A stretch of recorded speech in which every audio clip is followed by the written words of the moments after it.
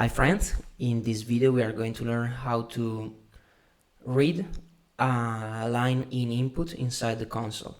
So we are going to instantiate this scanner object from the java util scanner package. Java util package.scanner is the class name. You can use this object and call it scanner. You can create a new scanner. The constructor will take in input something like the system.in. Let's consider this scanner object a way to read something from the console. Pay attention to this system in, don't use system.out. Now of course you want some level of interaction with the console, so you can write something like enter your text, and you can save the result inside a variable. We'll call this variable text. You can write scanner dot and invoke some methods.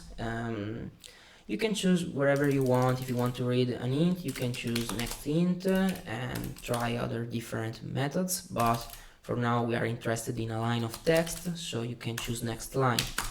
This will read the next line that you are going to put inside the console, and if you click Ctrl plus left click, you can see this method will return a string. Now you can write something like here's your text and concatenate with the text variable. Let's run our program, and here we go. You can write I'm Lori and then press enter, and there is your output right here. Here's your text plus I'm Lori.